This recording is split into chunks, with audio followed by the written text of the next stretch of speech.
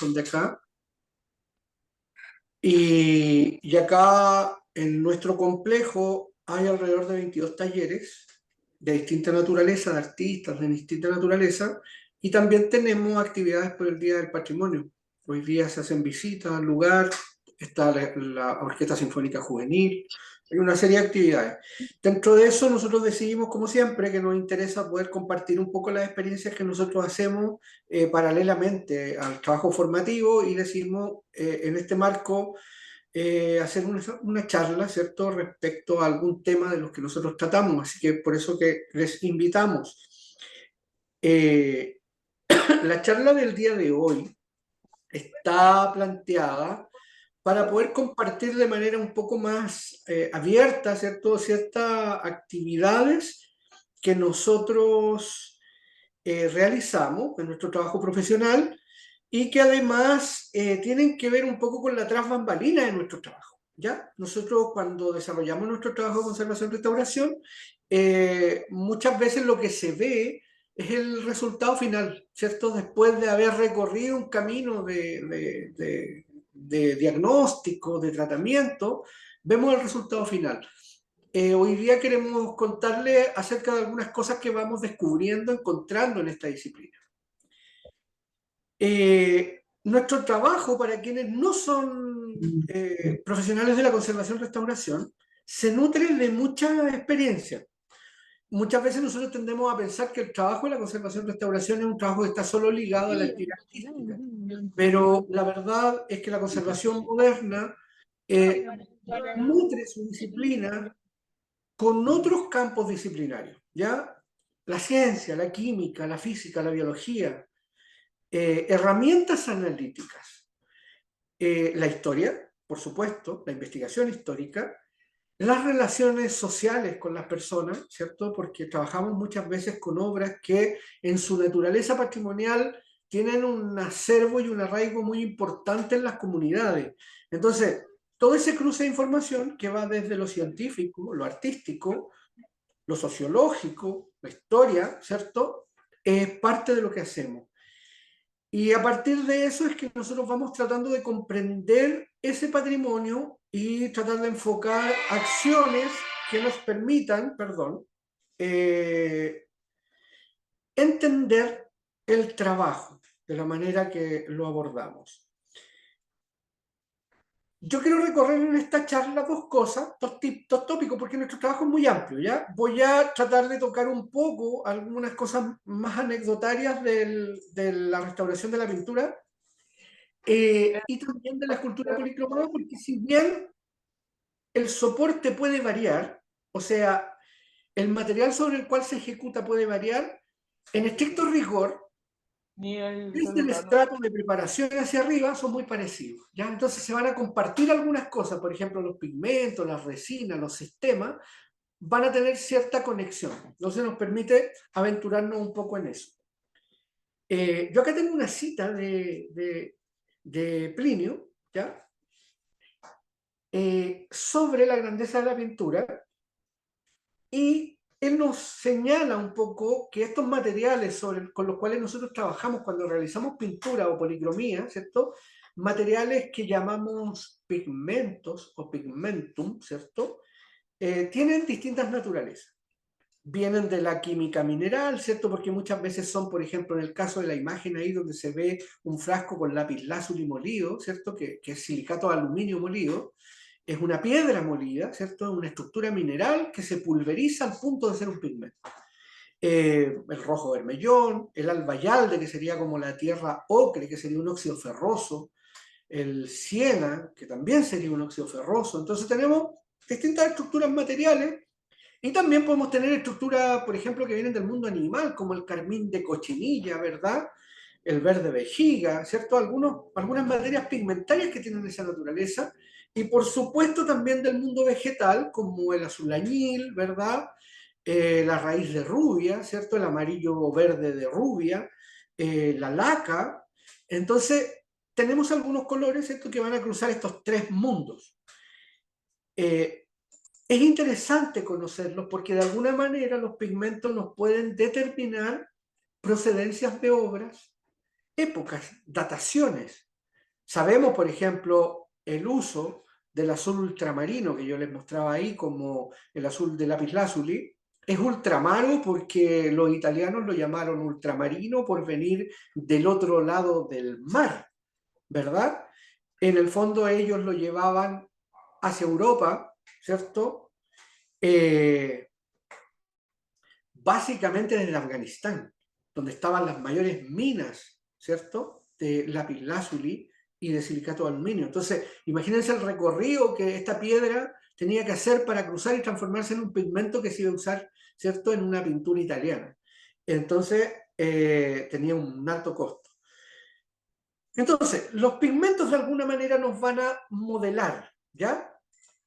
Esta cita es muy linda de Vicente Carducho, donde nos dice que para pintar al óleo, ¿cierto? Los colores se pueden gastar en ciertos materiales.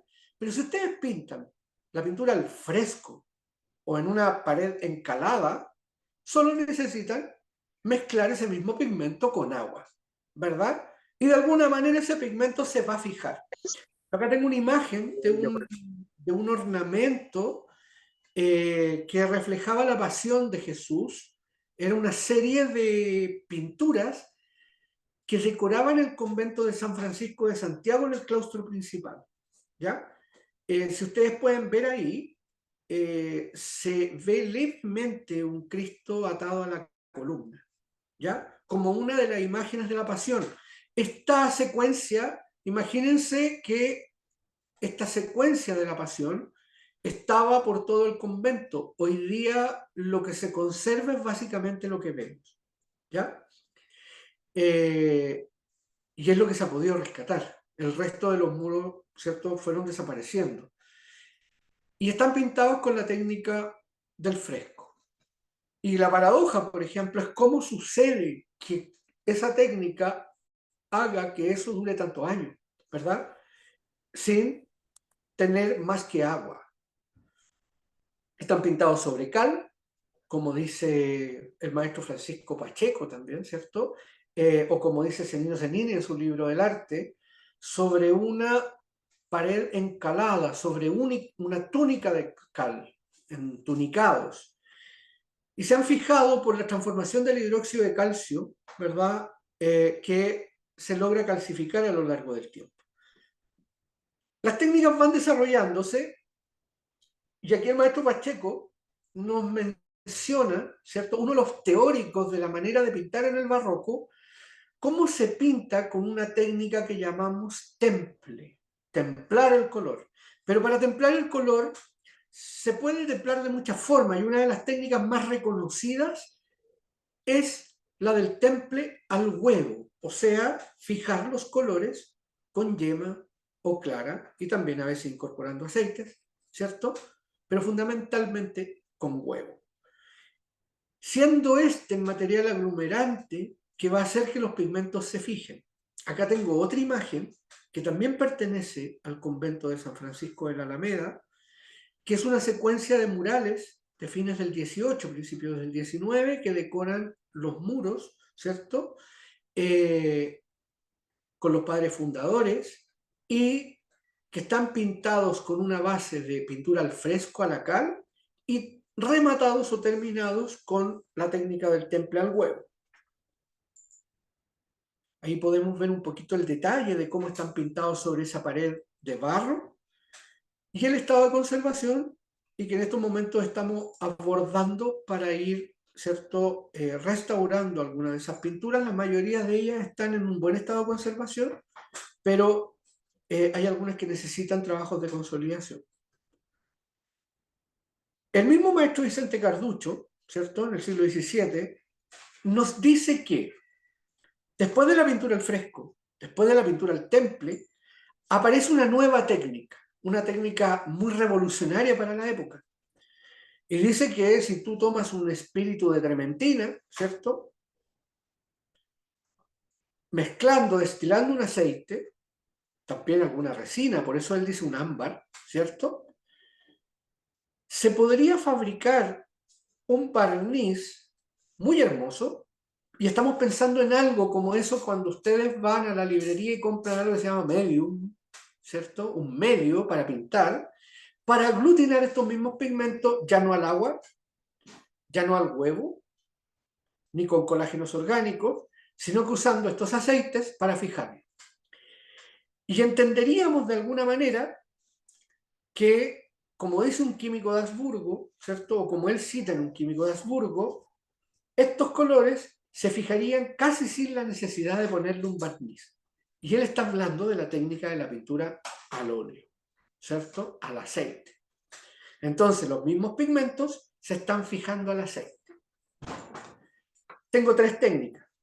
La pintura al fresco, pintada con agua, fijada mineralmente. La pintura al temple, con materiales orgánicos como la albúmina de huevo, ¿verdad? Polímeros orgánicos. Y la pintura al óleo, al aceite, con medios, ¿verdad? Con solventes, secativos, para fijar los pigmentos. Son los mismos pigmentos. Esta pintura que estamos mirando acá es un cuadro donde está la Virgen, perdón, San Francisco y Santa Clara, y corresponde a una pintura realizada por el maestro Angelino Medoro, que es un pintor, discípulo de Murillo, y que es uno de los primeros maestros que viene a América, al virreinato del Perú, a enseñar y a difundir los procesos pictóricos. Este cuadro, de las obras que nosotros tenemos en Chile, es hasta el momento de lo que hemos analizado, una, o si no, la primera pintura, o la pintura más antigua en esta técnica, ¿cierto?, en Chile, realizada por el maestro Angelino Medoro.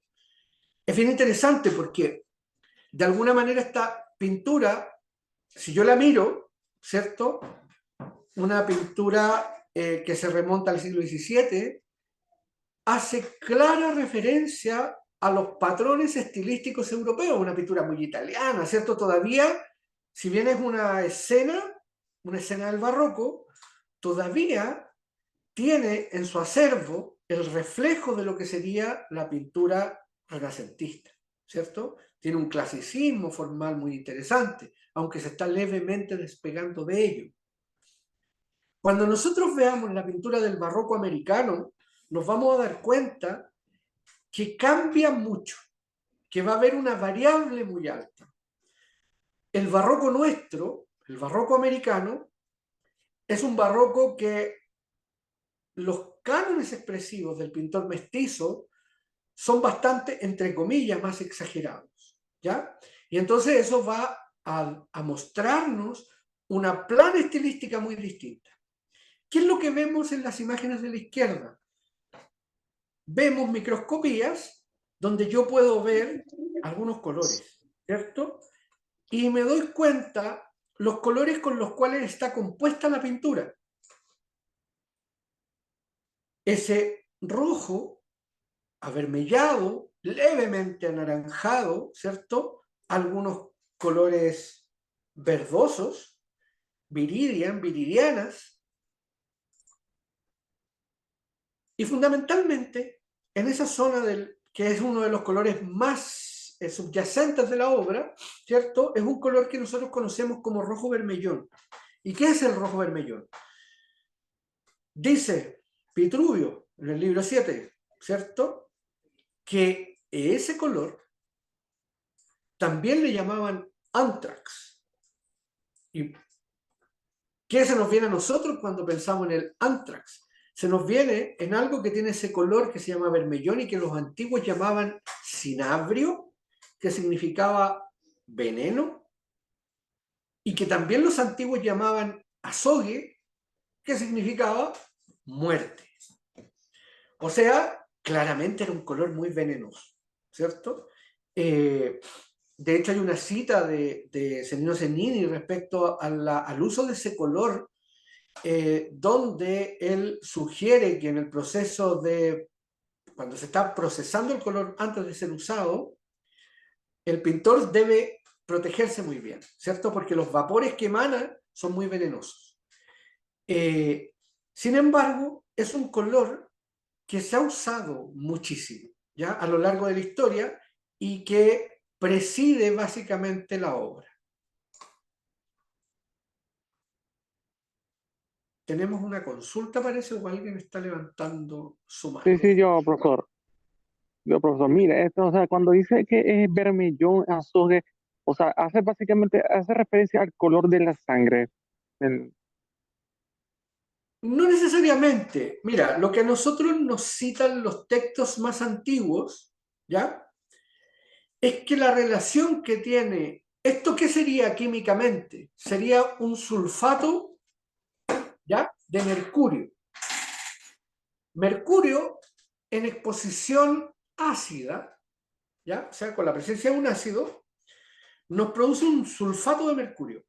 Ahora, esto en estado natural se produce por el acercamiento del mercurio a las superficies donde hay materiales que lo acidifican, eh, y que de alguna manera hacen que el mercurio vaya cambiando su construcción morfológica, ¿ya? Estructural. Y va a devenir en esa piedra que vemos al lado, ¿cierto? Que es esta piedra rojiza, que nosotros llamamos, el color se llama rojo vermellón. La estructura, ¿ya? La estructura mineral es la que los antiguos llamaban cinabrio, ¿ya? Por ser muy venenosa. Y le llamaban azogue porque era el sinónimo que ellos hacían respecto a la muerte, ¿ya? O sea, porque de alguna manera este color era muy peligroso, era un veneno. Y entonces por eso que tenía estas tres formas, ¿cierto? De nomenclatura. Claro que nosotros cuando lo conocemos como color le llamamos vermellón. Igual los antiguos le llamaban cinabrio, también a ese color, ¿ya? Pero básicamente hace alusión a eso.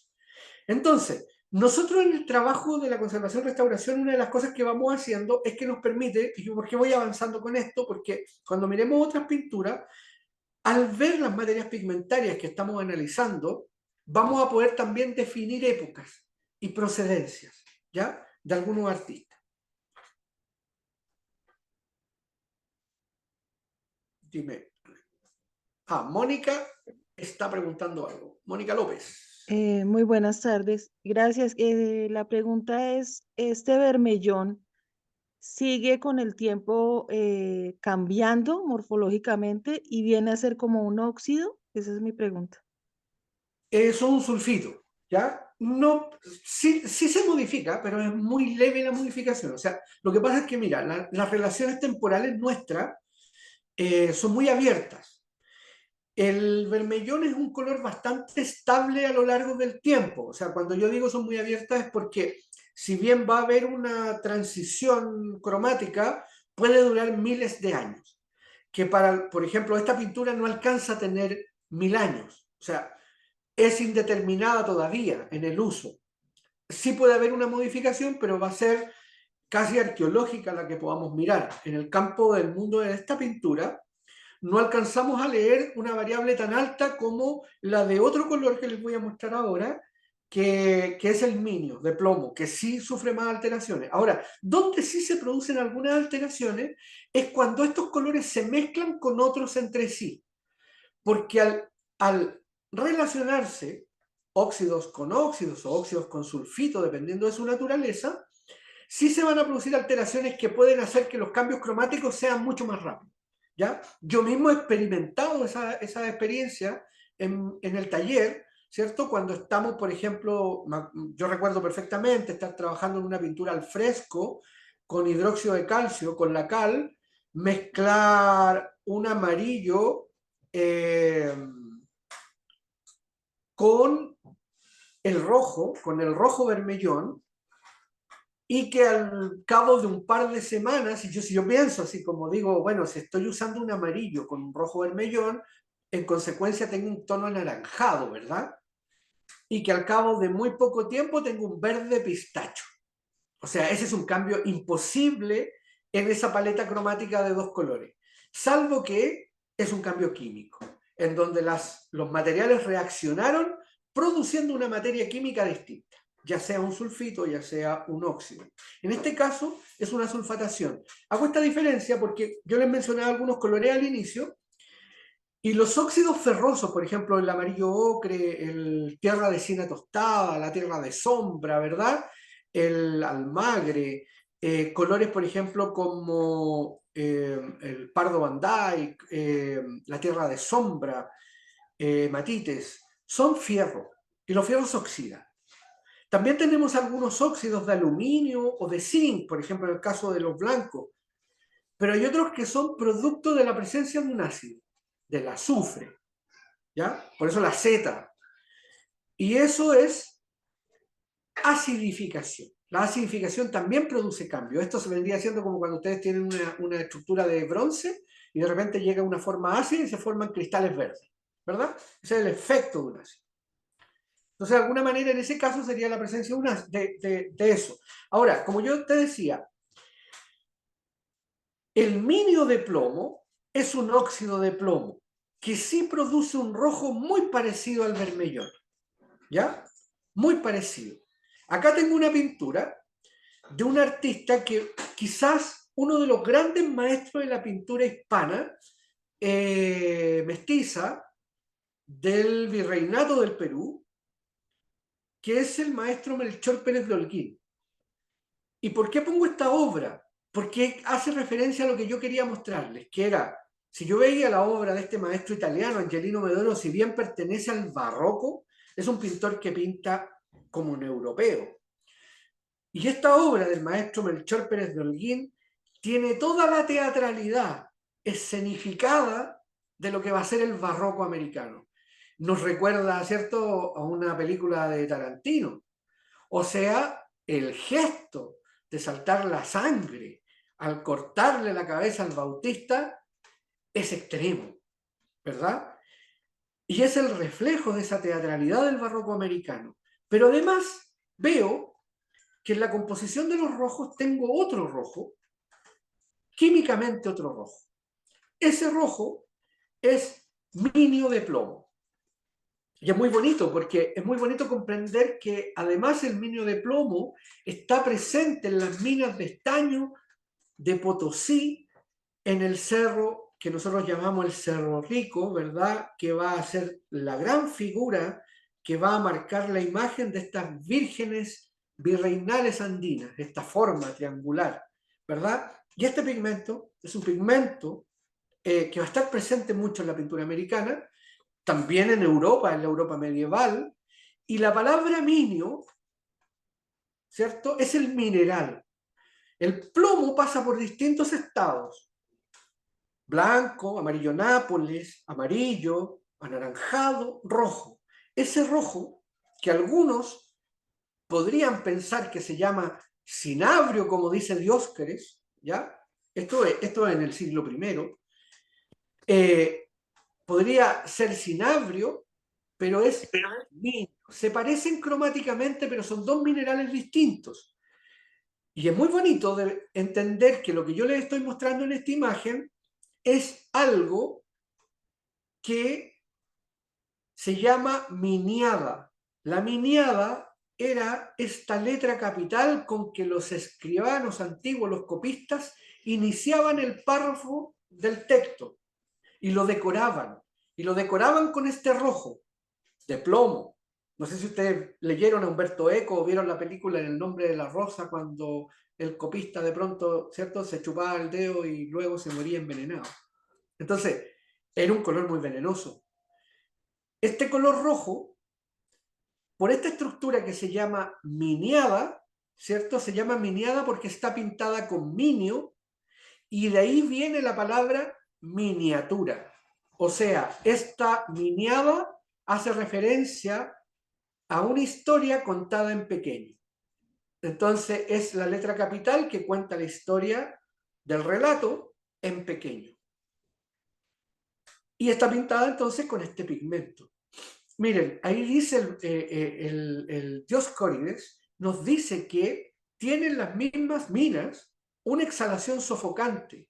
Los del lugar se ponen en los rostros unas vejigas de cordero, unos cueros, para poder mirar y no respirar el aire. Es súper venenoso. Nosotros tenemos muchas crónicas americanas de las minas de Potosí, de la extracción, donde salen estos vapores. De hecho, hay algunas pinturas con la Virgen Cerro, donde de los bordes del cerro salen algunos vapores, ¿ya?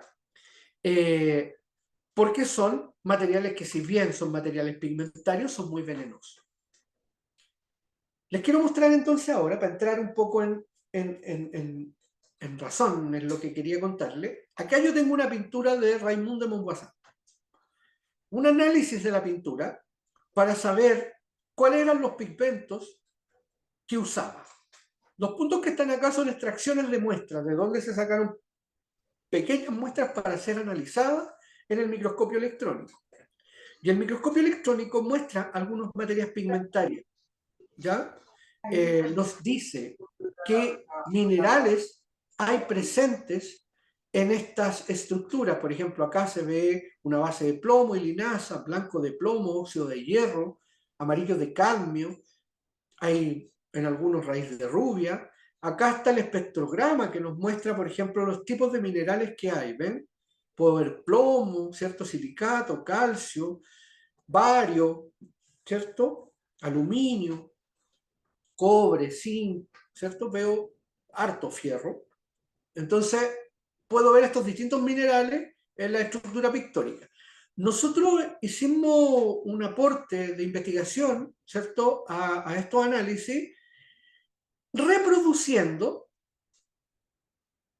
estas pequeñas telas con las mismas bases de preparación orgánicas que había usado Montvoisin en el siglo XIX y usando los mismos materiales pigmentarios para poder usar esto como una confrontación con los análisis originales que nos permitieran cerrar la hipótesis de la presencia de esos minerales en la pintura de Montvoisin. Entonces reconstruimos de alguna manera ciertos patrones. Pero como hay ciertos colores que ya no existen, y me estoy refiriendo a los colores de plomo, en esta imagen estamos produciendo un pigmento de plomo. ¿Ya? Tenemos acá un electrolito, esta es una gran barra de plomo, de la cual estamos, por medio de una electrólisis, sacando óxido de plomo. Acá ven que lo estamos filtrando, logramos sacar un blanco muy bonito, pero venenoso, ¿cierto? Para probar este blanco de plomo en los sistemas pictóricos. Les voy a mostrar aquí cómo funciona la electrólisis, de donde estamos arrancando y extrayendo del plomo un pigmento plomo, ¿cierto? Ahí vemos cómo empieza a producirse la materia pigmentaria, empieza a flotar en el agua, extrayéndola del plomo mismo. Esto que se hacía o lo hacía la naturaleza o lo desarrollaban sin electricidad los maestros químicos antiguos, nos muestra, por ejemplo, 3 estados del plomo: óxido de plomo, en 2 formas, alba y alde, pigmento óxido de plomo muy puro, muy blanco, y amarillo Nápoles. ¿Y nosotros por qué fabricamos esto? Porque necesitábamos recrear el color amarillo Nápoles, que ya no existe. Existe un color amarillo Nápoles cuando nosotros compramos tubos de óleo, pero ya no es de plomo, por lo venenoso. Entonces necesitábamos, para poder llegar a analizar la tesis pictórica, fabricar ese color. Ese es un color antiguo que se dejó de hacer por lo venenoso y se usa ahora un amarillo Nápoles que es más bien cromático pigmentario que mineral pigmentario, ¿ya? Y entonces acá nosotros podemos ver el proceso de extracción. Para después poder, miren, ahí está el blanco de plomo puro, extraído por el electrolito que yo les mostraba. Entonces, ¿a qué voy? En el proceso de análisis nuestro, ¿qué es lo que hacemos en la disciplina de la conservación-restauración?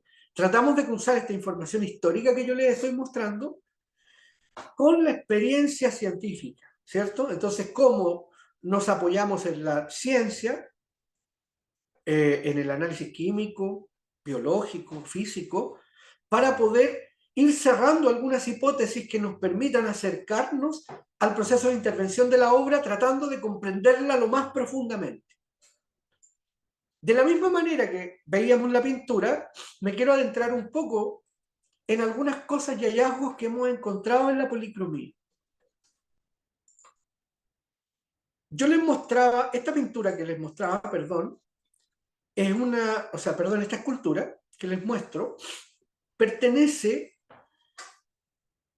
a Manuel Caspicara, quizás uno de los talladores del barroco quiteño más importantes de América, quizás uno de los escultores que alcanzó uno de los mayores grados técnicos, ¿cierto?, en su obra. Esta pieza, según nuestro registro histórico, pertenece al Museo de San Francisco, fue de propiedad de Bernardo Higgins.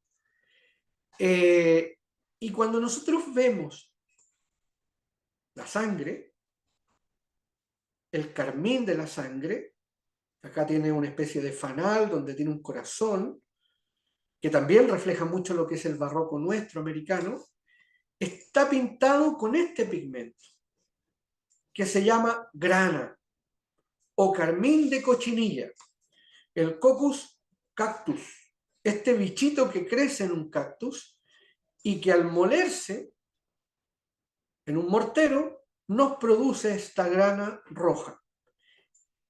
Francisco López de Gomara en 1552, en la historia de las Indias y la conquista de México, nos dice algo muy interesante. Dice que en el lugar donde él estaba, ¿cierto?, los habitantes no tenían seda, no estaban en China, no estaban en Oriente, no tenían azúcar, no tenían lienzo, cáñamo, pero lo que sí tenían en ese lugar, esos habitantes en América, en el lugar donde él está escribiendo esta crónica más o menos de lo que hoy día es Guatemala, tenían una linda grana, que sería este color. De hecho, el color, este bichito se llama Coccus cactus, y nosotros le decimos grana, granate, por cómo lo bautizaron los españoles, como granate o grana. Entonces dice que tenían linda grana y finos colores de flores. Y cuando yo pienso en finos colores de flores, pienso en el azul índigo de la indigófera o el azul añil. Dos pigmentos, este animal y el otro vegetal, producidos en América y que son de las primeras exportaciones no tradicionales que se llevan a Europa. Porque yo ya dije, el azul ultramarino era carísimo y difícil de obtener. Y acá se extraía a partir de la cocción de la indigófera, de la raíz, de los tallos, de todo. Y teníamos azul añil. Y grana de cochinilla porque se criaba en los cactus y se podía plantar, ¿cierto? Se podía cultivar. Y además tiene algo muy interesante.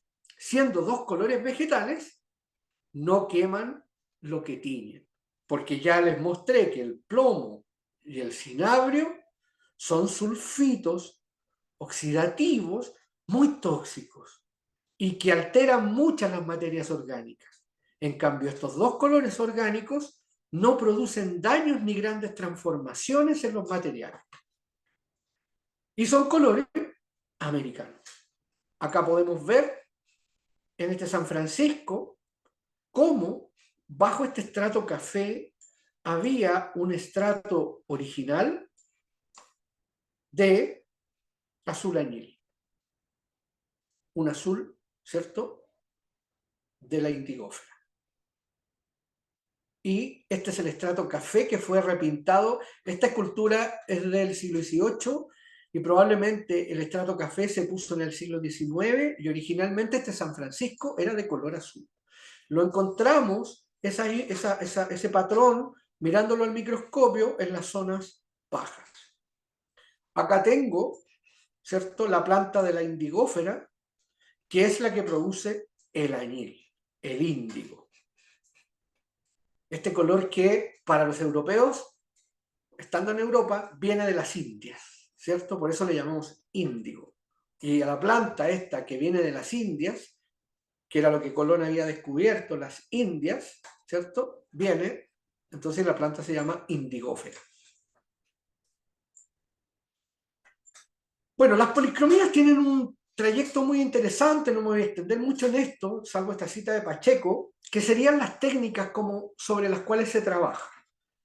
Pero lo que más me interesa es hacer un poco este panóptico constructivo, ¿cierto? Donde tengo la escultura, las esculturas redondas que yo puedo girar alrededor de ellas, ¿cierto? Y irlas mirando, y los relieves. Y tengo formas constructivas, cuando están de pie, yacentes, orantes, ¿cierto?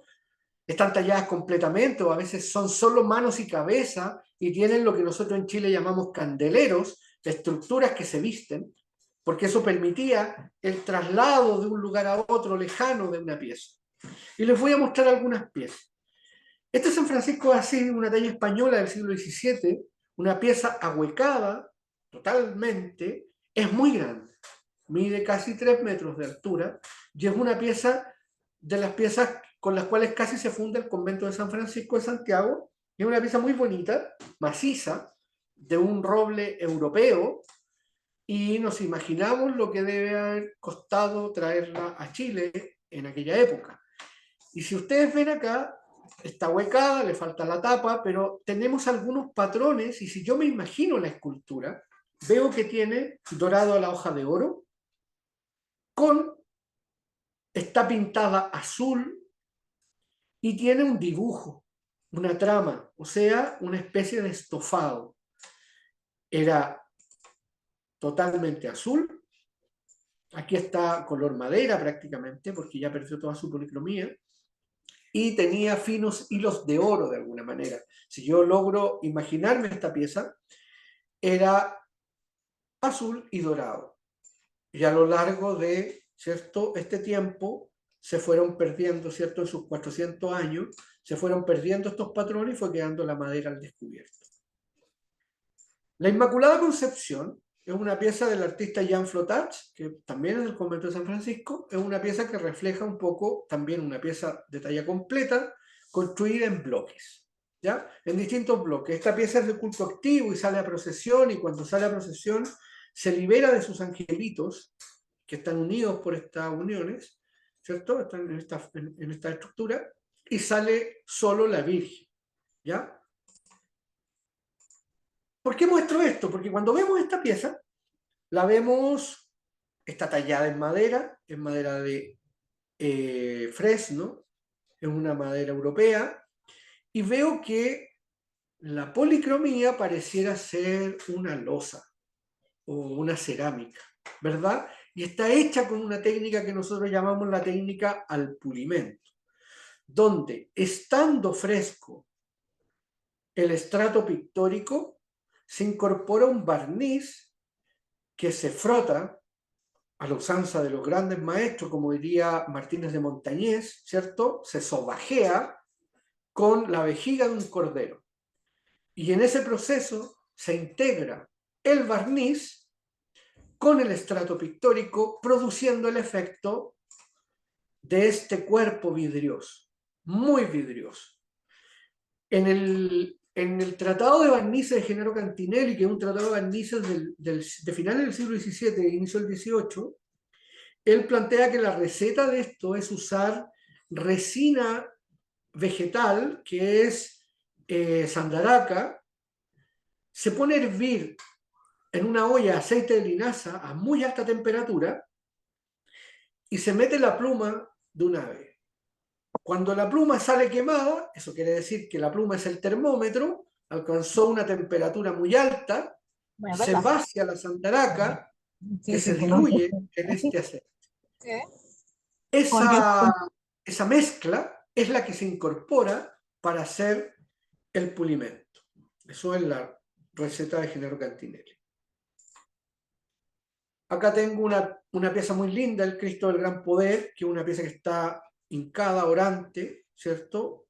Y que las investigaciones que nosotros ahora estamos haciendo sobre estas piezas, que fue perdiendo también su policromía, pertenecería a una pieza guatemalteca del siglo XVII, hecha en Guatemala, y de hecho posee en el manto clásicos patrones de esa escuela del virreinato, ¿cierto?, de la Nueva Granada, con esta estructura, ¿cierto?, que la podemos ver en muchas piezas similares.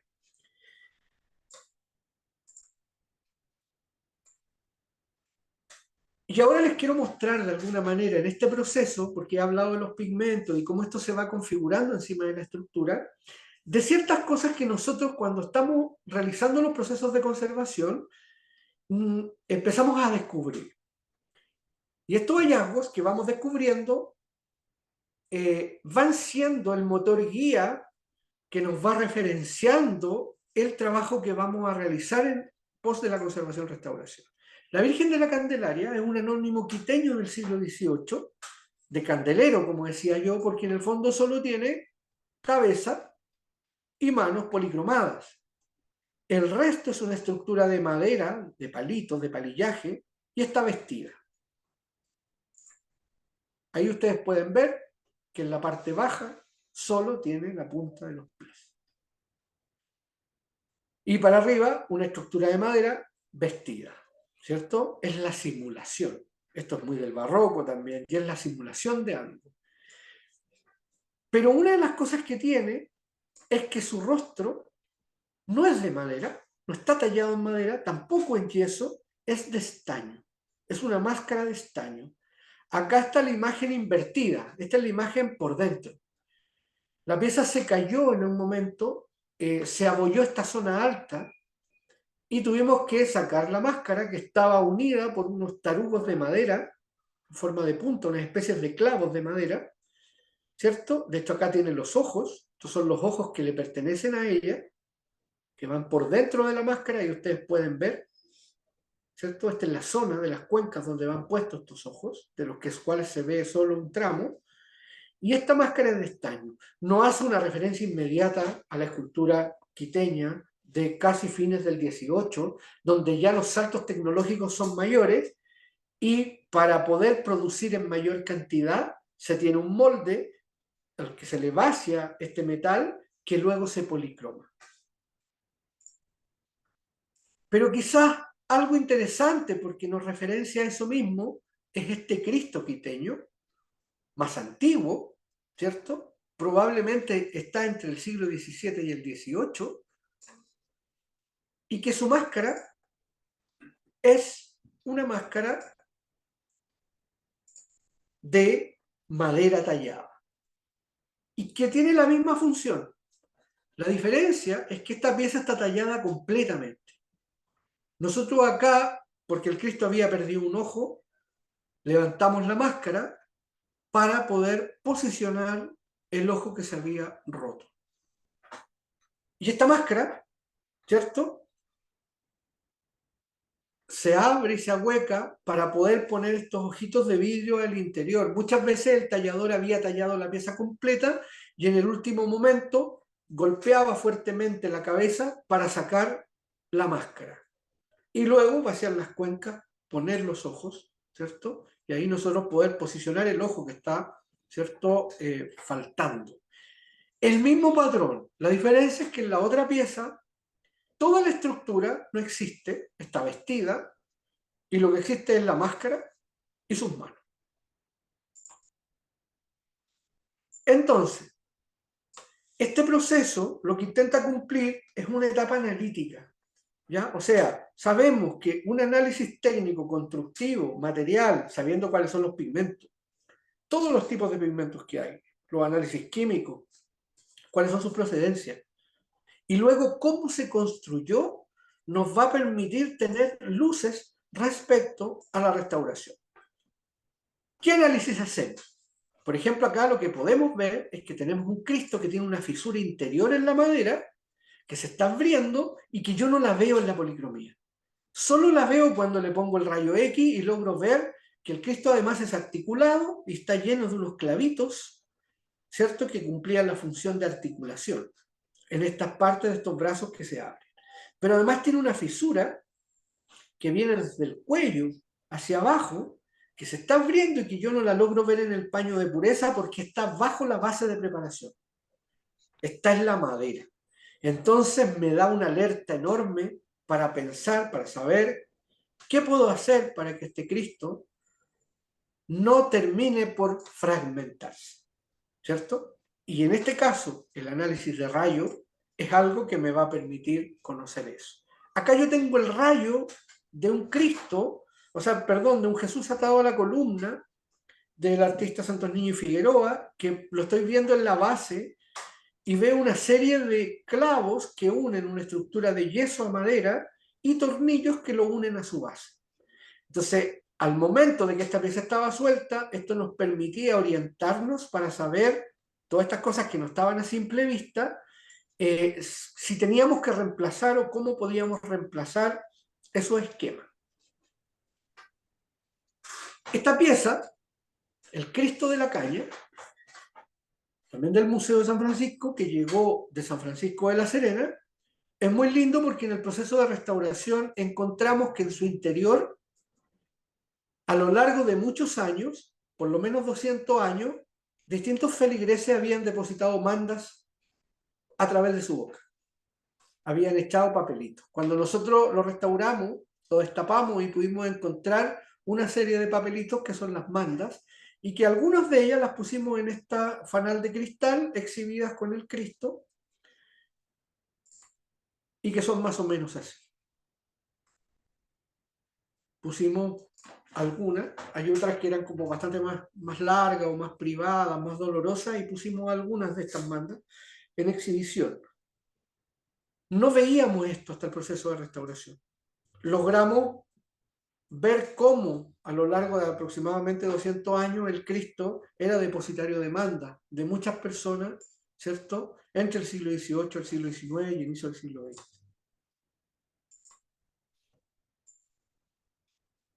Y bajo el mismo precepto, yo les mostraba adelante el Jesús de Caspicara, que tiene en un costado una especie de fanal vidriado con un corazón, y bajo ese mismo precepto, esta pieza de un tallador quiteño llamado Ignacio Giacome, ¿cierto? Del siglo XVIII, al cual nosotros encontramos en el depósito y le fabricamos esta base de pierna para poder exhibirlo, porque le faltaba esta parte y la fabricamos en 3D, en una impresora 3D, que nos sirve como una base neutra que reproduce la escala de la otra y nos permite mostrarla en el museo sin tener que, ¿cierto?, falsear esta pieza. Pero lo interesante de esta pieza, y por qué sabemos cuál es su autor, acá la tengo de espalda, de frente, ¿cierto?, muy barroca, es porque en su estómago, en ese pequeño fanal vidriado, dice, ¿cierto?, que fui construido, en el fondo, soy construido por propia mano el maestro Ignacio Giacome, escultor quiteño. Y entonces sabemos que este artista dejó un rastro en esta pieza para que nosotros supiéramos que él lo había esculpido en el siglo XVIII. ¿Y por qué nos interesa esta pieza? Porque después nos va a acercar un relato de la última imagen que les voy a mostrar por la presencia de este escultor, que es un escultor quiteño, y de su trabajo en Chile. No sabemos bien si esta pieza la hizo en Chile o en Quito, pero sí sabemos que es de Ignacio Giacome. Este Cristo yacente, tallado en madera, es articulado, en articulaciones en sus brazos. Se puede crucificar y luego se puede descender. Pertenece a José Santos Niño y Figueroa, conocido como el tallador de Petorca, en Chile. Es una pieza del siglo XVIII y quizás es una de las piezas que nos cuenta uno de los relatos más interesantes. Yo la primera vez que vi esta pieza, aquí está, antes de la restauración y después de la restauración, me llamó mucho la atención porque en Chile las policromías suelen ser muy blancas, muy pálidas, versus las policromías quiteñas, ¿cierto? Donde en los centros del virreinato, donde había más materiales, había más pigmentos, había pigmentos que llegaban de Europa, había mucho más material.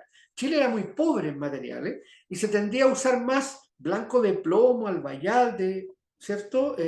Óxido ferroso, para producir las carnaciones, y nos da carnaciones muy pálidas. Pero cuando yo vi el patrón de talla de esta pieza, dije, pero esta pieza está hecha como por un tallador quiteño, porque los talladores chilenos no tallaban de esta manera. Eran más toscos en su talla. Pero lo que no me calzaba era que, si bien estaba hecho por un tallador quiteño, según yo, la policromía era chilena, muy blanca. Y en los análisis, este Cristo, al interior de su cuerpo, tenía un papelito que decía: me hizo el maestro José Niño y Figueroa, marido de Juana Ponce, el día 27 de diciembre de 1791, siendo mayordomo don Vicente Cristi, y ahí él hace referencia a la iglesia de Petorca. De verdad lo firmé yo, José Santos Niño y Figueroa, nacido en la ciudad de Piura.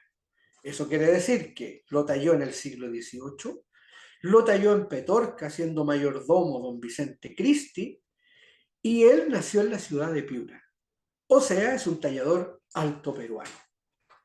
Por lo tanto, la hipótesis iniciales no eran tan extrañas. Aquí se cerraba la incógnita. El tallador tallaba como un maestro quiteño, teniendo toda la influencia de la escultura altoperuana, todo el influjo del virreinato altoperuano, pero la talló en Petorca, donde no habían pigmentos que podía tener en Quito, y por lo tanto la escultura estaba pigmentada a la manera chilena, con albayalde, ¿cierto? Con un poco de óxido ferroso. Entonces eso que se veía tan extraño cuadraba. ¿Cuadraba por qué?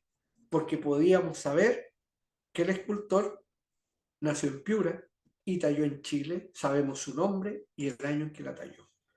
Acá tenemos las radiografías que le hicimos a la pieza y nos dimos cuenta de varias cosas que para la restauración son muy importantes. Bueno, primero aquí podemos ver el canon de la cara, es bastante quiteño, muy europeo, con mucha influencia europea la cara, en blanco y negro se aprecia muy bien. Los cristos chilenos generalmente no tienen este semblante. Y vemos que tiene clavos de herrería uniendo un fragmento de madera, que puede ser muy antiguo, porque además acá tenía colágeno orgánico. Pero tiene unos tornillos que no son tan modernos, que son tornillos de por lo menos la primera mitad del siglo XX, pero que repararon esta zona de los gones del brazo. Y lo que no sabíamos, que nos mostraron los rayos X, es que la rodilla era articulada, pero en algún momento la taparon, la cubrieron. Y ahí entendimos por qué se había dañado en el hombro, porque cuando él se crucificaba y se podía articular la rodilla, él se podía apoyar en la cruz. En el momento en que le quitaron la articulación, solo su peso cuelga de los brazos. Y eso generó muchos daños en sus hombros. Acá podemos ver la radiografía. Esta es una de las piezas que estamos investigando hoy día y que les quiero mostrar casi como una primicia. Es muy interesante, este es un San Pedro de Alcántara, de escultura de candelero altoperuano del siglo XVII, que perteneció al convento de las hermanas Clarisas en Santiago, al primer convento ubicado en los faldeos del Cerro Santa Lucía. Y esta escultura de prácticamente 400 años tiene una leyenda respecto a que tiene lengua humana. Entonces nosotros lo que decidimos fue hacer un escáner, lo llevamos al Hospital del Salvador y pudimos hacer una resonancia magnética para poder analizar su rostro y las partes que lo componen. Y acá vemos cómo estamos haciendo la resonancia, ¿ven? Cómo está pasando. Y vemos acá algunas imágenes del trabajo analítico mientras se está analizando, se está viendo la cabeza, se están viendo sus partes. Esto nos va mostrando cuáles zonas son blandas, cuáles son duras, qué estructuras son minerales. Eso es lo que está leyendo el escáner ahí. ¿Ven? Estamos ahí como ventaneando zonas para ir viendo zonas más fijas. Y acá tenemos una radiografía de su rostro y vemos su lengua, que se aprecia claramente con una densidad morfológica distinta a la estructura. Esta estructura no es de madera, no está tallada en madera, es de pasta de maíz, ¿ya? De caña en el fondo, de fibra de caña encolada. Es una especie de fibra vegetal con colágenos orgánicos con la cual se configura la cabeza. Esto es madera, y ahí ustedes pueden ver unos clavos de herrería antiguos haciendo de tarugo, y en cambio la lengua tiene una densidad totalmente distinta a todas las demás estructuras. Acá vemos algo muy interesante, y es que la lengua constituye un tejido más blando que la madera y distinto al de la caña.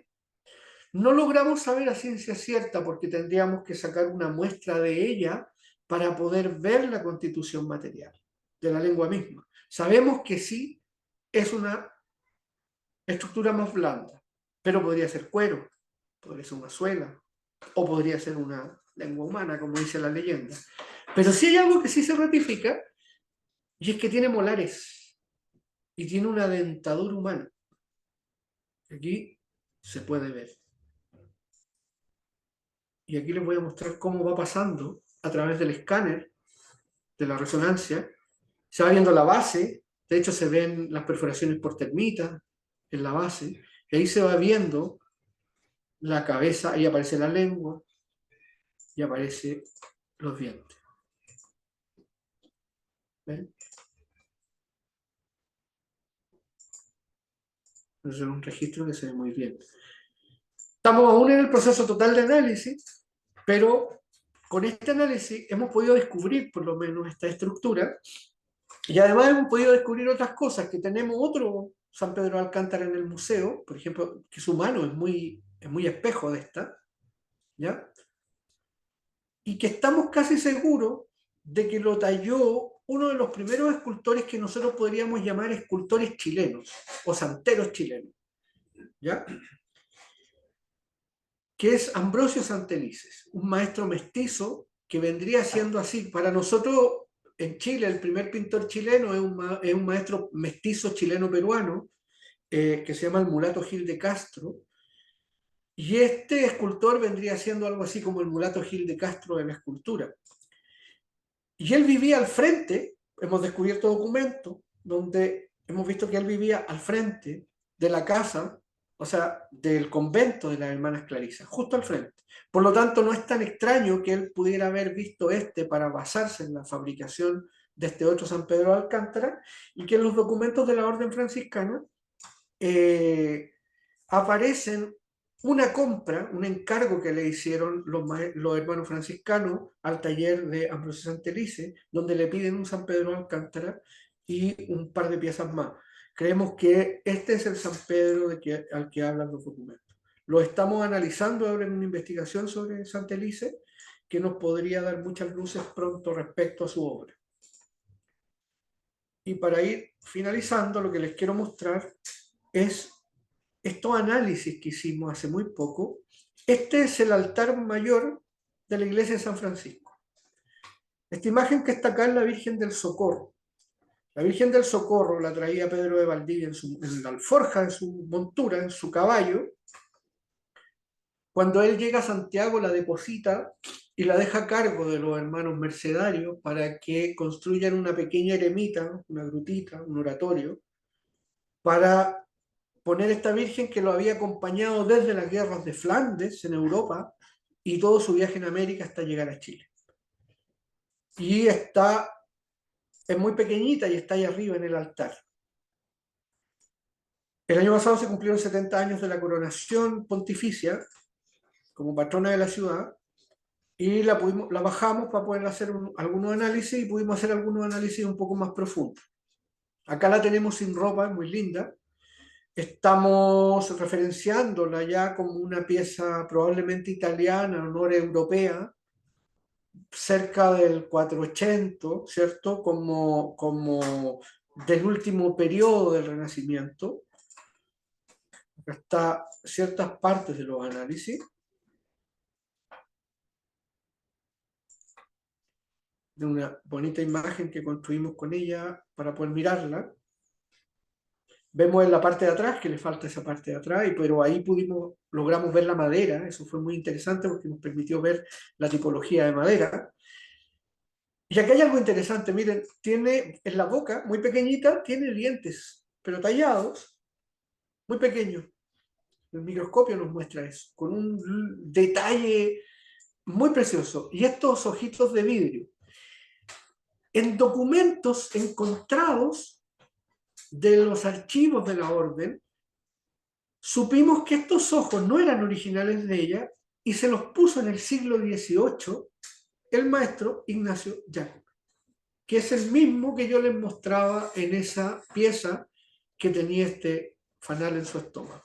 Ese maestro tallador estuvo en Chile y le puso los ojitos de vidrio a esta. No sabemos si tenía otros antes o qué, pero sabemos que él restauró la pieza en algún momento y le puso estos ojitos, pero en el siglo XVIII. Acá podemos ver una microscopía al 1600 por de la madera y vemos el parenquima, la estructura parenquimal de la madera, donde vemos sus poros, y nos arroja entonces que es una madera dura, latifoliada, del tipo Quercus ilex, o sea, encina, lo que nosotros llamaríamos como roble europeo. Tenemos claridad que si la pieza corresponde a una pieza cerca del Renacimiento, imposible que haya sido tallada en América, porque la madera de encina no la conocemos hasta la plantación de los primeros encinos europeos a fines del 18, inicios del 19. Por lo tanto, claramente es una pieza europea. Y con mucha profusión de los bosques del norte de Europa, algo así como los bosques negros alemanes o en Flandes. Tenemos imágenes al microscopio y quizás uno de los hallazgos más interesantes de la pieza es que en esta parte donde se ve este zapato, podemos ver estos tonos bajo el tono negro, de estos azules, hay una policromía con metal de plata, y policromías azules y verdes. Y nos hemos dado cuenta entonces de que eso que parece un pie no es un pie, porque si ustedes se dan cuenta en la delicadeza de la pieza no mide más de 30 centímetros, le hicieron unos dientes muy pequeñitos, o sea, tiene una finura en los dedos, es imposible que tenga este pie. Si yo miro este pie está apuntando casi horizontalmente en su sentido, y es tremendo para el tamaño de ella. Por lo tanto, no es un pie. La mayoría de las fotos que nosotros vemos se parecen mucho a esta, y pareciera ser un pie por la escala. Cuando nosotros nos acercamos a la pieza nos damos cuenta que se sale de escala. Y nos dimos cuenta que ese azul verde que está en esta zona también aparece en esta zona del vestido, atrás donde no hay un pie. Y no podría tener un pie en esta forma, pues sería algo así como Chaplin y con un zapato de payaso, ¿cierto? Entonces tenemos prácticamente la certeza de que por los colores verde, plata, azul, había una serpiente. Y que ella no es una Virgen del Socorro en el fondo, probablemente era una Inmaculada. Cuando llegó a América, cuando el tallador la hizo, probablemente en Italia o en Flandes, es una Inmaculada que recién se está enterando que está embarazada, por el gesto, ¿ya? Y que en algún momento perdió la serpiente, o la cortaron, o se perdió, y que esta sería como o la zona de la cara o de la cabeza que se asoma de la serpiente. Estos son los tonos, ¿cierto? Y que salen por el otro lado de la pieza, por acá. ¿Y por qué nosotros la conocemos como la Virgen del Socorro? Porque cuando Pedro de Valdivia la pone a hacer la eremita, hay una gran asolada araucana, donde los pocos españoles que están resistiendo en la ciudad de Santiago resisten por varios días, y cuando están a punto de sucumbir, los mapuches se van. Y ellos se habían encomendado a la Virgen, y desde ahí los españoles consideran que la Virgen obra un milagro. Y por eso la llaman Virgen del Socorro, porque los socorre de ese momento en que todos ya iban a sucumbir.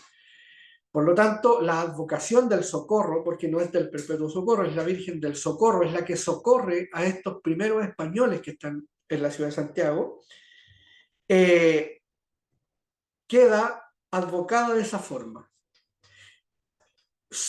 A ella se le construye, los hermanos franciscanos construyen la eremita del Socorro, la eremita de la Virgen del Socorro, que luego va a ser la iglesia de San Francisco y probablemente la fundación de la ciudad.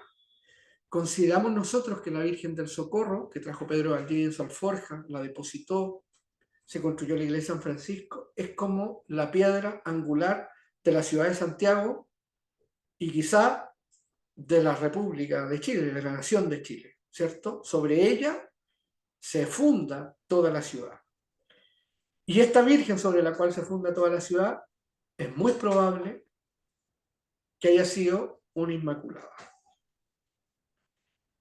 Bueno, a través del análisis, del proceso analítico que nosotros hacemos, que yo les he estado mostrando cómo vamos mezclando la información histórica, la información sociocultural, los análisis científicos que podemos incorporar, lo que hacemos es tratar de cruzar todos los rangos disciplinarios de la conservación-restauración para poder ir estableciendo datas, épocas, originalidades, artistas, y solo con esa información es que podemos tomar decisiones pertinentes que nos permitan abordar y conservar el patrimonio cultural que tenemos sin generar, ¿cierto?, grandes alteraciones, sin generar modificaciones o desconstruir lo que la historia ha ido haciendo a lo largo del tiempo. O sea, de alguna manera, lo que el tiempo hace sobre las cosas es lo que necesitamos entender antes de restaurar.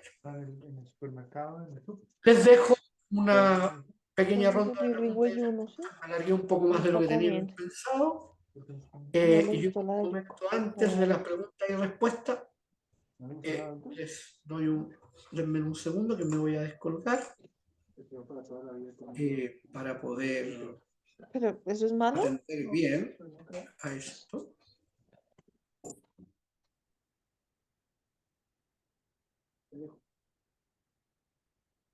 Hola, ¿cómo están? ¿Me veo? Sí. ¿Cómo están? Yo soy Anaí. Ya ustedes me conocen porque he estado hablando con ustedes casi todos los días. Como ven, la restauración es un proceso muy analítico y vamos a tener una ronda de preguntas y respuestas acá con el maestro Manuel. Así que vayan preparando sus preguntas. Y también yo les quería comentar que dentro de todo este proceso analítico, ahora en conservar en este laboratorio, que de hecho estamos aquí, vamos a realizar un laboratorio de metales. El título del laboratorio es Conservación y Restauración de Metales Arqueológicos y Patrimoniales. Es un laboratorio que rara vez hacemos, así que los que estén interesados en participar, pregúntenme, porque va a estar muy bueno. Manuel sabe bastante de metales, ha restaurado piezas muy complejas. Este laboratorio es el 24 y el 27 de julio, así que tienen bastante tiempo para inscribirse. Y también un tema que nos gusta acá mucho en este laboratorio es Pan de Oro, que vamos a realizar un laboratorio en junio. Ya los cupos están casi agotados, quedan solamente 2 cupos presenciales, así que el que quiera venir me avisa. Dentro de esta charla están los ganadores del concurso, que son Emanuel, ahí lo veo por la pantalla. Hola Emanuel, y también está Paula Yamet, la vi. Espero que nos veamos próximamente, y ese laboratorio de pan de oro con oro de 22 quilates, en donde aprenderán a dorar con la técnica antigua. Es en junio también. El que quiera venir y participar me puede escribir. Y ahora sí los dejo con la ronda de preguntas con el maestro Manuel, que estará dispuesto a responder cada una de sus preguntas, aunque se nos fue el tiempo. Cualquier cosa me escriben, el que quiera venir a los cursos formativos que son certificados por lo demás, me puede escribir. Chao.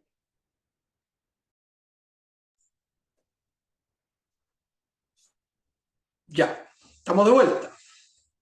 Vamos a hacer una rondita de preguntas, aprovechando lo que nos queda de tiempo.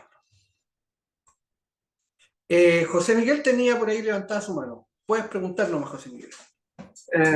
Buenas tardes, maestro. Mire, me llamó mucho la atención con respecto a a la escultura de San Pedro de ¿Cántara? Alcántara. De Alcántara, exactamente. O sea, con respecto a cuando hicieron los rayos X de la parte de la cabeza, que ustedes determinó que habían una estructura molar y la lengua. Entonces, mi pregunta es, ¿acaso los molares fueron sustraídos de algún elemento humano o fueron elaborados de algún tipo de madera o resina? ¿Qué arrojaron? ¿Qué fueron los resultados que arrojaron? ¿Y cómo fue el proceso de esa restauración? O sea, en qué llegaron al momento a determinar que cuáles eran los elementos que conformaban esta estructura, aparte del proceso de policromado?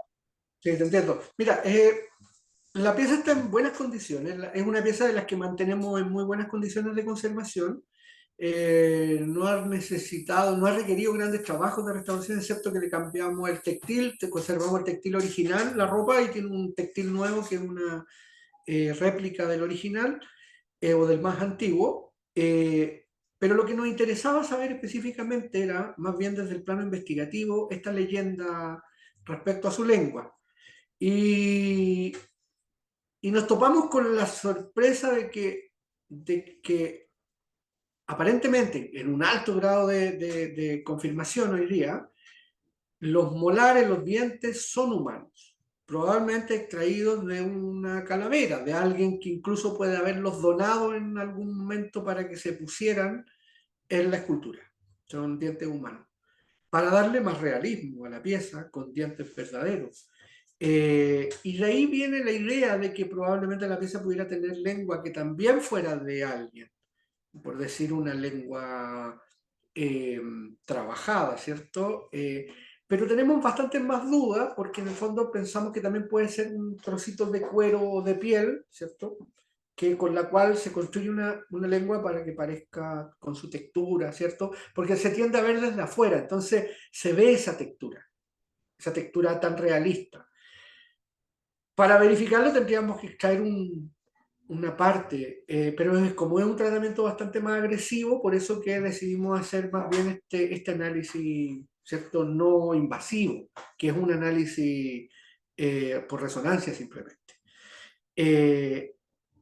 No hemos cerrado esa investigación porque el proceso aún se está llevando por los especialistas, pero bastantes de estas cosas que yo les he contado ya las tenemos más o menos cuadradas, pero es un trabajo más bien investigativo y que podría servirnos en la eventualidad que necesitáramos hacer alguna restauración futura, pero en estos momentos la pieza está en buenas condiciones y más bien está en el orden de poder saber e investigar, ya que iniciamos un nuevo proceso de inventario en nuestra colección, con mayor exactitud respecto a lo que tenemos. Ya, muchas gracias, maestro. En verdad, Había muy una interesante la pregunta conversación. sí, había una pregunta de Manuel antes de Cecilia. Lo mío era una acotación a la pregunta esta. Sí, dime, nomás, Cecilia. No, que muchas veces pasa también el tema de lo consuetudinario, ¿no? De que viene la tradición diciendo una cosa, y bueno, y claro, y al tener molares humanos, se pudo como pensar que la lengua también lo era, pero en realidad es muy difícil conservar el tejido por Sí, 200 años de una lengua humana. Es mucho sí. más probable que sea de cuero, de gamuza, que sea humana. Sí, sí, lo mismo creemos nosotros. O sea, el análisis, por ejemplo, es muy concluyente respecto a los molares, a los dientes, incluso delanteros. No solo los molares, sino que la dentadura que se ve es muy concluyente, porque además la resonancia lee muy bien las estructuras de calcio, mineral, entonces eso se puede ver muy bien. Respecto a lo otro, no es tan aclaratorio. Sí, por ejemplo, ¿qué nos dice? Que es una estructura blanda. ¿Cierto? Pero una estructura blanda puede ser, como decíamos nosotros, un trocito de suela o algo así. Por lo mismo, creemos de la misma forma que es mucho más difícil tener una lengua real. Es muy realista la que tiene, pero mucho más difícil. No haríamos un análisis más invasivo. Nos conformamos con el análisis exploratorio que les estoy mostrando. Pero la búsqueda está más bien porque en el fondo nos interesa mucho conocer nuestra colección.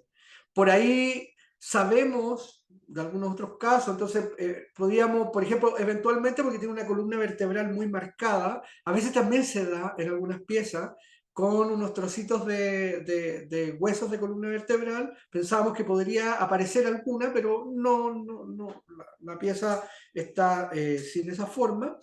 Entonces es más en el plano investigativo, siendo una pieza de colección del museo, teniendo una leyenda de por medio, que nos interesaba poder explorarla. Obviamente que toda esa información sí puede servir en un futuro, en un momento, para una restauración, pero por el momento está en el plano de la investigación. Silvia, antes, no sé si quería acotar algo de esto para darle la palabra a Emanuel que estaba preguntando delante.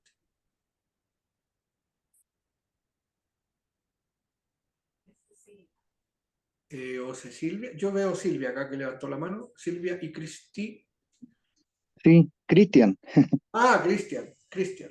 Silvia y Sí, Cristian. lo que pasa es que cuando estaba en Zoom pongo a mi madre primero y después me pongo a mí. Me parece muy bien. Sí. Me parece muy bien. me llamó mucho la atención este debate abierto sobre incluir partes humanas o algunos materiales orgánicos en las piezas. Era un énfasis muy barroco, muy de gente muy devota, a hacer lo más realista posible la pieza, porque esa era la forma en que se impartía el evangelio. Entonces, Sí, muchos de esos intentos era justamente para lograr ese impacto dramático. sí, No necesariamente son relicarios, muchas veces para poder producir ese realismo. sí, Y los dientes, incluso hay algunas piezas que no están en el museo chileno, pero sí incluyen dientes de niño, sí. que era usual hacerlo, porque era mucho más realista el efecto. Sí, sí, nosotros conocemos eso, por eso que y entendemos que además esto no es una pieza chilena. Entonces, la búsqueda está siempre enfocada a eso, porque sabemos que eso es una práctica que existía, entonces nos interesaba conocer mejor la pieza, ¿no? Cecilia y levantó la mano y después Mónica. Simplemente una pregunta a colación de lo anterior. Muchas veces también era como la voluntad de algún devoto de poder quedar o perdurar en una imagen y bueno, y la forma de perdurar era dejando o incluso los deudos, determinar que sus partes formaran parte porque, por ejemplo, pagaban la talla y entonces incluían las piezas del difunto en la talla, como una Sí, forma de perdurar.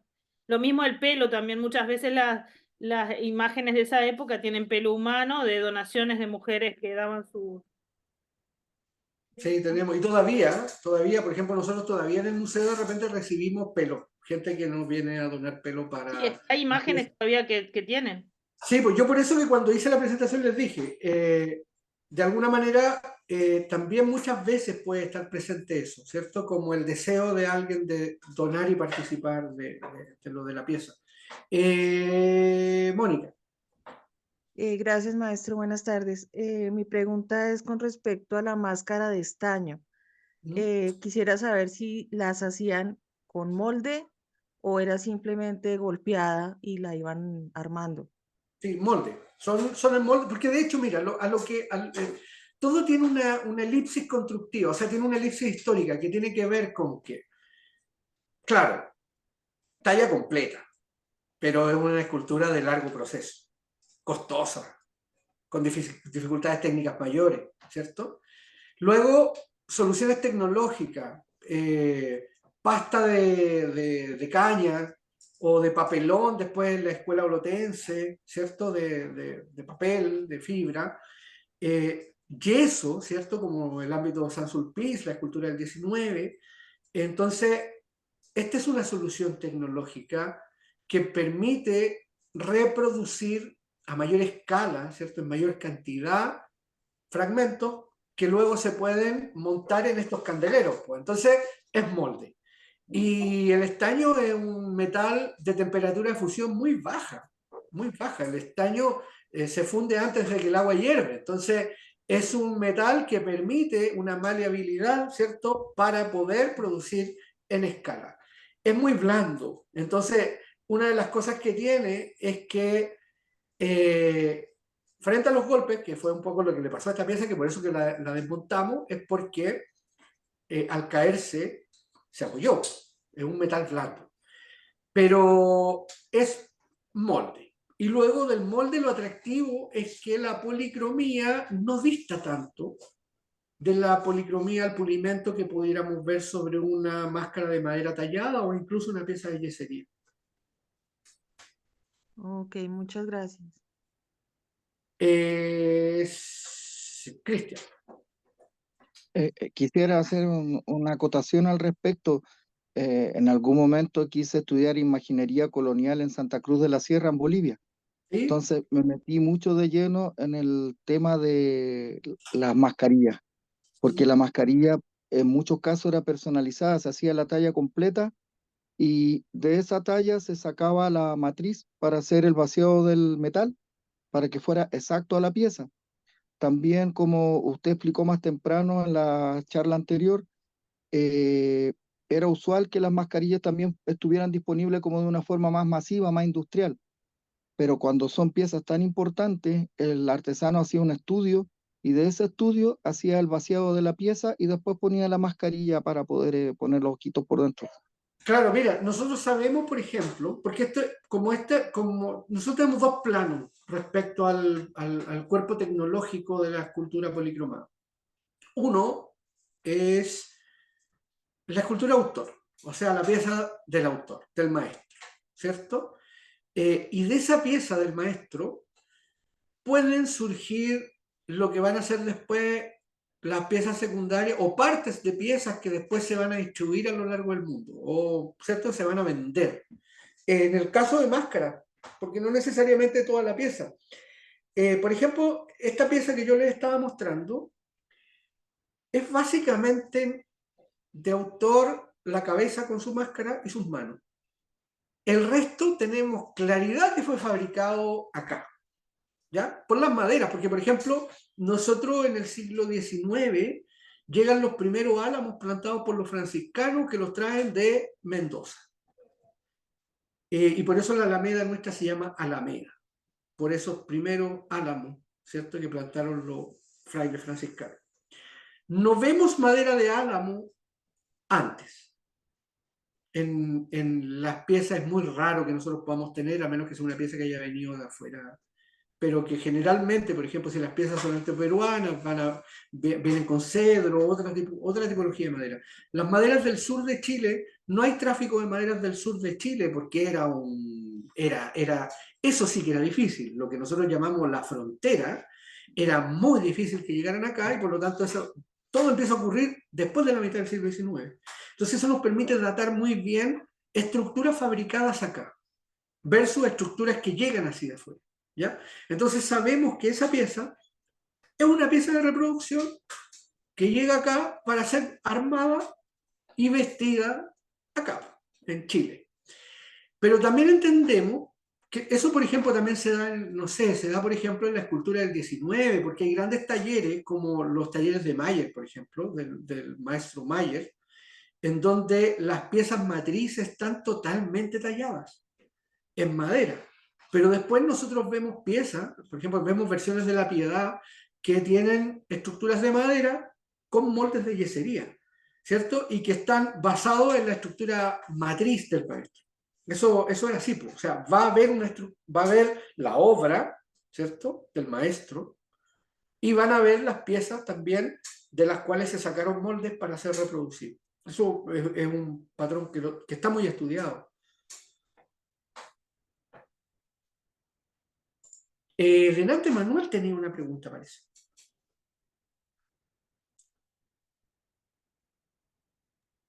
Maestro, buenas tardes. ¿Se me escucha? Te escuchamos perfectamente. Sí, perdón. No, mi pregunta era con respecto a los procesos de conservación y de posterior restauración, especialmente de los objetos que están destinados al culto católico. Porque quería preguntarle cuáles son los criterios que usted cree conveniente seguir a la hora de encontrar en las piezas que se conservan y posteriormente se restauran. Se encuentran, por ejemplo, vestigios o testigos que hablan de una policromía o de un estilo que es más original, pero que ha estado tapado por restauraciones que también son antiguas. ¿Qué conviene hacer en ese caso? Porque me ha pasado en una oportunidad conservar y hacer restauración de una imagen de una Virgen de la Merced, que tenía una restauración muy antigua, pero en el pecho tenía la policromía original el escudo mercedario. Pero en la fotografía y en la memoria colectiva no había, digamos, un recuerdo de ese escudo en el hábito de la Virgen. ¿Es correcto conservar el original o habría que conservar la restauración más antigua en ese caso? Mira, yo creo que que si abrimos esa puerta en estos momentos, podemos estar mucho tiempo discutiendo. Pero sí puedo aventurar algunas cosas, ¿ya? Porque primero tiene que ver con algo que siempre es difícil de conseguir, pero que está en nuestra obligación de trabajo, que es como establecer criterios, ¿ya? Y eso creo que tiene muchos planos. Porque, por ejemplo, yo la mayoría de las piezas que les mostré hoy día son piezas de culto, o sea, son de museo, no de culto activo. Pero, por ejemplo, en el caso del Jesús yacente, articulado, de Santos Niño Figueroa, que la comunidad en algún momento, hace muchos años, porque la comunidad presente en el lugar no lo recuerda, y por eso que nosotros descubrimos que era articulado en las rodillas, en algún momento lo taparon. Esta articulación la taparon porque seguramente la veían muy fea, hacía mucho ruido cuando estaba acostado, ¿cierto? Y la cubrieron. Hace más de 100 años, nadie lo recuerda eso. Nosotros lo descubrimos por los rayos X. Nosotros hicimos la restauración, reparamos los hombros. Y esa pieza todavía cumple una función devocional muy importante, que es que cumple el rito de estar crucificado y ser descendido. Desde hace más de 300 años. En el momento en que le taparon las rodillas, empezaron a sufrir los hombros. Porque el Cristo, cuando se apoya en la cruz, ya no se apoya en sus pies. Cuelga y pende de sus hombros. O sea, su conservación está sujeta a una puesta en escena que hizo la comunidad. Y es difícil. Es una pieza de culto activo que la comunidad hizo eso. La bloqueó porque a lo mejor le parecía así que era como, ¿cierto? Como el articulado de Giacometti. Y se veía poco realista. Pero sin embargo eso la está dañando. ¿Qué es lo que hicimos nosotros? Nosotros, por ejemplo, al momento de la restauración, que hicimos la restauración completa, no cambiamos las rodillas, no descubrimos las rodillas. Las dejamos tapadas, como es la comunidad. Pero tuvimos una larga charla con toda esa comunidad que usa esa pieza permanentemente, y les contamos toda esta historia que habíamos descubierto y cómo la pieza está sufriendo daños producto de que no se puede articular para apoyarse en la cruz desde sus pies, y que es un tema muy recurrente. Y la comunidad decidió que abramos las rodillas nuevamente. Nosotros lo quisimos hacer porque entendíamos que la toma de decisión inicial había sido parte de ello. Pero hoy día tomamos una decisión juntos y la obra debería volver al taller para que nosotros hagamos esta operación y lo dejemos como el maestro Santos Niño Figueroa lo hizo en el siglo XVIII, entendiendo la operación mecánica de la pieza. ¿Cierto? Entonces, ¿qué voy con ese ejemplo?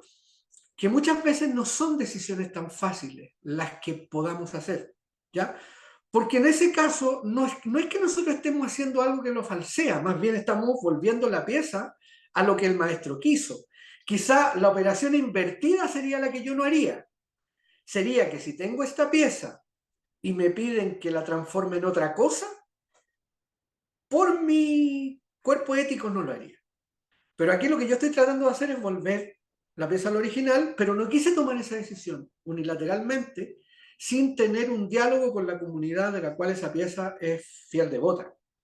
Entonces creo que muchas de las acciones que nosotros hacemos, en principio, y por eso lo bonito que tiene nuestra disciplina, es que no solo es una disciplina científica, no solo es una disciplina artística, es una disciplina social y que se relaciona con las comunidades, porque el patrimonio sin un arraigo social no tiene mucho sentido.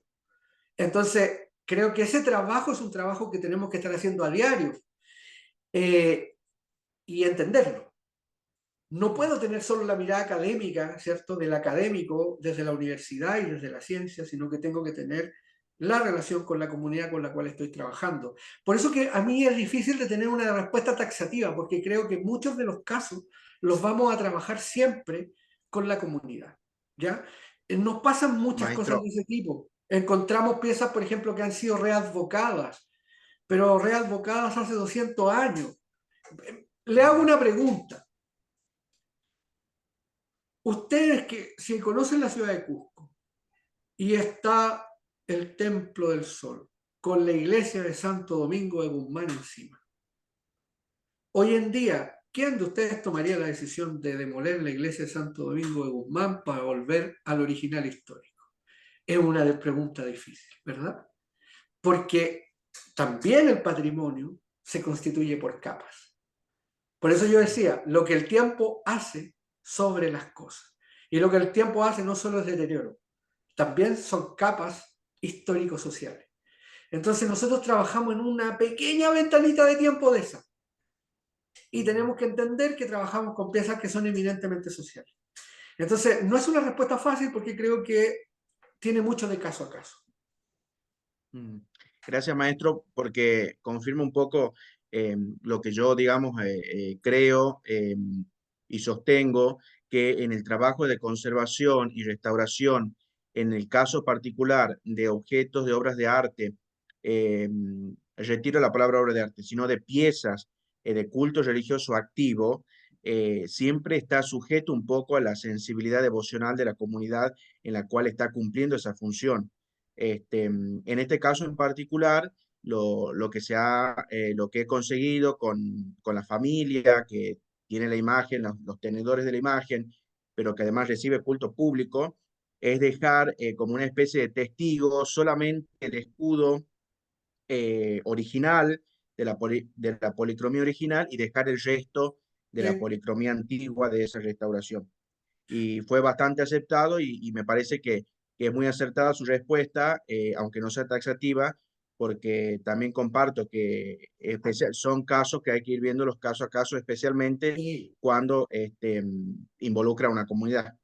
Sí, nosotros, por ejemplo, hemos sacado, habitualmente, muy habitual que saquemos muchas capas de policromía historia y encontramos los originales. En otra pieza de Niño Figueroa que yo no mostré hoy día, le sacamos muchas capas de pintura, sobre todo anotado la columna, que tenía una columna, pero por ejemplo encontramos abajo el marmoleado original que había hecho el maestro, y muy barroco porque corría la sangre sobre la columna, y tenía 4 capas de pintura blanca plana.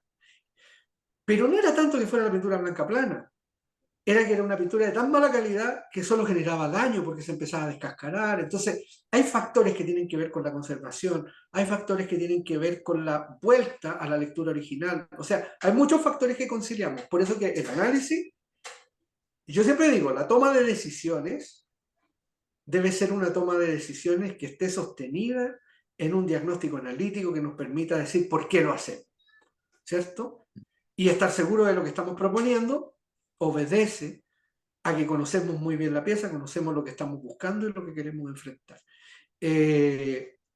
Esto como un detalle, por ejemplo, yo habitualmente a mi alumno de la universidad, en los exámenes, lo que siempre más a veces yo siempre les decía, ustedes se pueden equivocar en una respuesta técnico-material, se pueden equivocar en un producto cuando me están respondiendo, pero lo que me interesa es que sean reflexivos y que hagan una reflexión. A lo mejor yo no estoy de acuerdo con esa propuesta reflexiva, pero esa propuesta reflexiva tiene que tener un fundamento.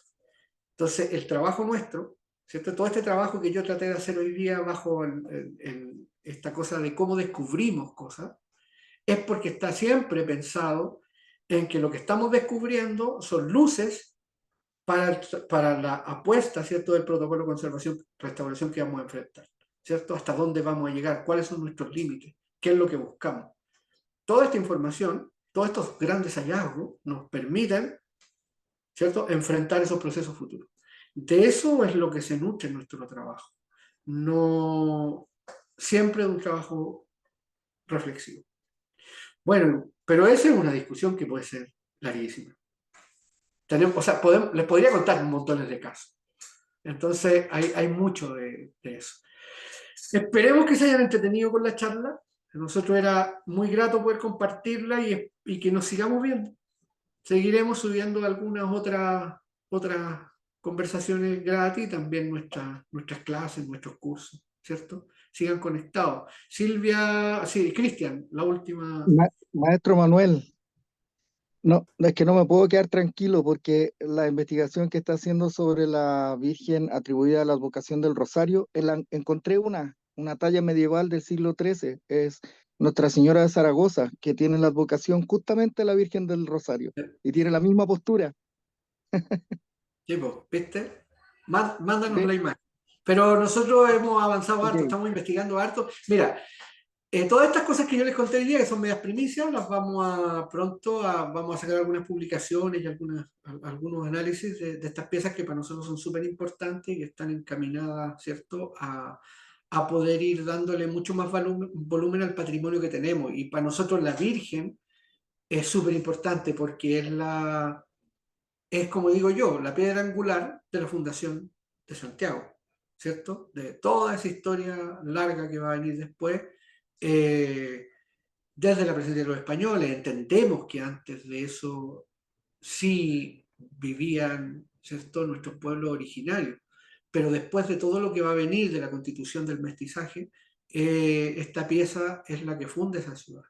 Es una de esas capas. Entonces, saber y conocerla lo mejor posible es algo importante. Tenemos que entender que la mayoría de los textos históricos que hay siempre la han visto en fotos.